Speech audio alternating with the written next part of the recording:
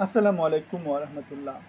So আমরা বাংলাদেশের রাজনীতি নিয়ে অনেক দিন ধরে কথা বলছি। আমাদের 2008-9 থেকে ফেসবুকে আমরা লেখালেখি করা শুরু করেছি এবং ভিডিও বেসিক্যালি শুরু করেছি গত 6 মাস ধরে। রেগুলার আপনাদের জন্য নানান রকমের চমকপ্রদ ইস্যু নিয়ে ভিডিও তৈরি করি।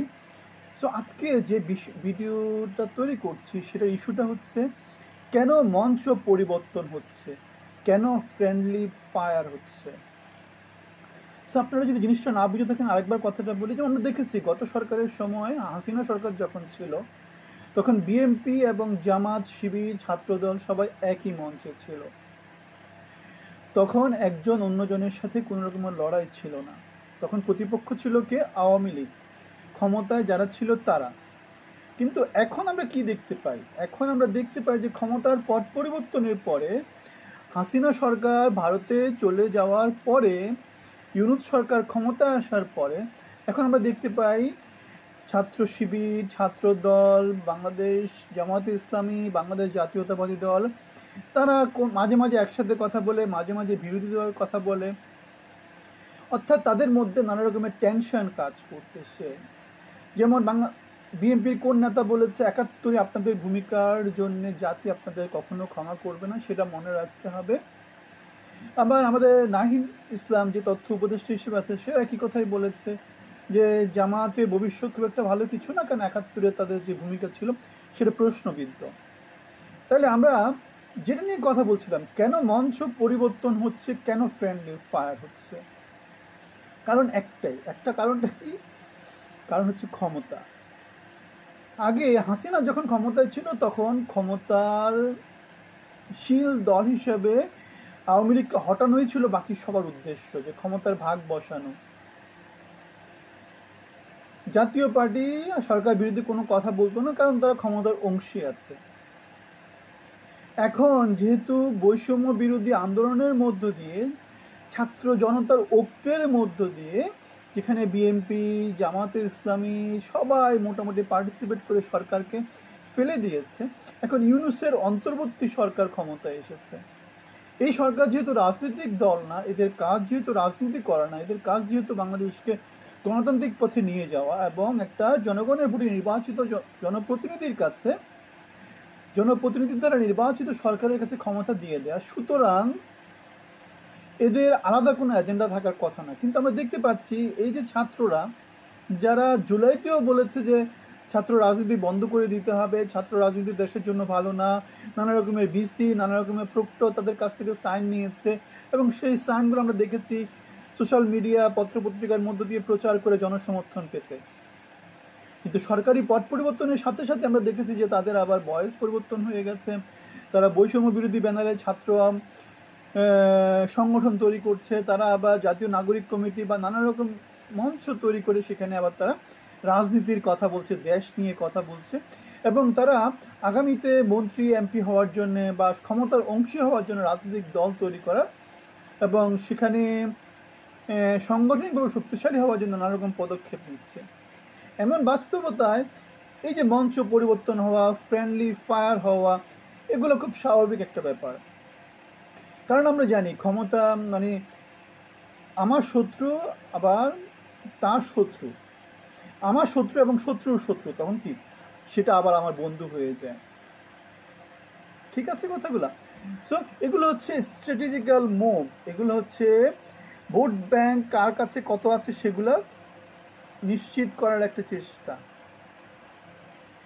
আপনারা মনে করতে পারেন আমাদের উপদেষ্টা নাহিদ, না উপদেষ্টা কি, ওই যে যেটা আছে স্থানীয় সরকার উপদেষ্টা আসিফ মাহমুদ, সে বলেছে গত ফ্যাসিস্ট সরকারের যারা যারা নেতাকর্মী ছিল তারা যদি ক্ষমা চেয়ে রাজনীতি করতে চায় তাদেরকে রাজনীতি করতে দেয়া হবে। দলের আনার চেষ্টা করছে। আমরা প্রেস ক্লাবে দেখেছিলাম ওয়ার্ড কমিশনার যারা ছিল ঢাকা সিটি কর্পোরেশনে, তাদেরকে নিয়ে আমার বাংলাদেশ বা এরকম এরকম কিছু পার্টি মিলে, হাসনাত আবদুল্লাহ, সার্জি সালাম মিলে একটা সভা হয়েছিল। সেখানেও একই রকম দেয়াজ বা নেগোসিয়েশন বা কোয়ালিশনের চেষ্টা ছিল। সুতরাং আমরা দেখতে পাচ্ছি পদ্মার আড়ালে সব কিছুই হচ্ছে ক্ষমতার অংশী হওয়ার চেষ্টা। এখন আমরা আজকে একটা ভিডিও দেখেছি যেখানে আমরা দেখতে পাচ্ছি আমাদের মাহমুদুর রহমান, যিনি বেসিক্যালি বিএনপি পন্থী, জামাতপন্থী একজন নেতা, তাকে আবার দেখা যাচ্ছে আমার বাংলাদেশ ওই ব্যানারে কোনো একটা জনসভায় তিনি বক্তৃতা দিচ্ছেন। তিনি এবার 21শে পদক পেয়েছেন। তিনি তার আবার অনেক রকমের পরিচয় আছে, সেই পরিচয়গুলোতে গেলাম না। যেটা বলছি সেটা হচ্ছে, সো তিনি আমার বাংলাদেশ পার্টিতে তিনি মোটামুটি বক্তৃতা দিচ্ছেন, মানে সমগোত্রীয় সমমনা, অথবা তাদেরকে প্রমোট করার চেষ্টা করছেন। সুতরাং আমরা যে কথাটা বলছি সে কথাটা হচ্ছে সবাই সমমনা ছিল, এখন তাদের মধ্যে বিভাজন দেখা যাচ্ছে। তাই কী হবে, এদের মধ্যে কেউ সরকারের দল তৈরি করবে, কেউ আবার তাদের বিরোধী হয়ে বিরোধী কথাবার্তা বলবে।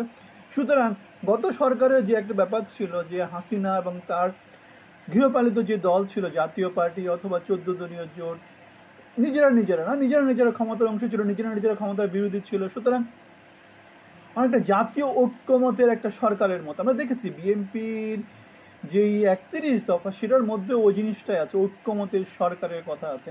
সুতরাং এখন আমরা সেজন্যই দেখতে পাই যে জুলাই পরবর্তী বাংলাদেশে মোটামুটি 15-20টা নতুন করে দল তৈরি হয়েছে, সামনে আরও 15-20টা দল আসার সম্ভাবনা আছে। সুতরাং আমরা দেখতে পাচ্ছি যে বিএনপি যদি সরকার গঠন করেও তাহলে যেটা আসবে সেটা হচ্ছে সবাইকে নিয়ে নাম্বার দিয়ে একটা 40 দলীয় ঐক্যমতের সরকার প্রতিষ্ঠা করা হবে, এরকম একটা ব্যাপার সামনে চলে আসবে। সুতরাং আমরা দেখতে পাচ্ছি যে যেখানে যাই কিছু করছে, সব কিছু করছে ক্ষমতা আয়ত্ত করার জন্য, ক্ষমতাকে স্থিতিশীল করার জন্য। কিন্তু এখানে একটা জিনিস মনে রাখতে হবে, সেটা হচ্ছে এই যে 40 দলীয় জোট যারা হবে তাদেরকে গুনলেও বাংলাদেশের 2% লোকের জনসমর্থনের কিছু ওদের মধ্যে পাওয়া যাবে না। তাহলে সবই হচ্ছে আই ওয়াশ টাইপের। এখন বাংলাদেশের ভালো কোথায় হবে? বাংলাদেশের ভালো হতে হলে রাজনৈতিক দলের কথা চিন্তা না করে যোগ্য জনগণকে প্রমোট করতে হবে, যোগ্য লোকদেরকে মনোনয়ন দিতে হবে, যোগ্য লোকদেরকে ক্ষমতায়িত করতে হবে। গিরগিট সাংবাদিক, গিরগিট লোকজন, তাদেরকে না বলতে হবে। তো একটা জিনিস মনে রাখতে হবে, সামনের দিনগুলো কিন্তু অত সহজ কিছু হবে না। তবে সেই সহজ জিনিসটা সহজ করতে হলে দেশের আর্থসামাজিক উন্নয়ন করতে হবে, দেশের সত্যিকার মেধাবী, সত্যিকার যোগ্য লোকদেরকে প্রমোট করতে হবে, দেশের অর্থনৈতিক স্থিতিশীলতা নিশ্চিত করতে হবে, এবং সেটা করতে হলে বাংলাদেশের সবাইকে নিয়ে চলতে হবে। যেখানে বড় একটা স্টেক হোল্ডার হচ্ছে গিয়ে কি, গত সরকারের পালিয়ে যাওয়া শেখ হাসিনা, তাদেরকে বাদ দিয়ে, অথবা আমাদের প্রতিবেশী যে আছে, প্রতিবেশী কে আছে, প্রতিবেশী ভারত, তাকে বাদ দিয়ে কেউ কোনো কিছু চিন্তা করতে পারবে না। সেটাই আমরা দেখেছি মির্জা ফখরুল ইসলাম আলমগীরের একটা বয়ানের মধ্য দিয়ে। তিনি বলেছেন ভারত শুধু আওয়ামী লীগের বন্ধু সেটা বলা যাবে না, ভারত বিএনপিরও বন্ধু। স্বাভাবিক, ultimately at the and it is all about win win negotiation.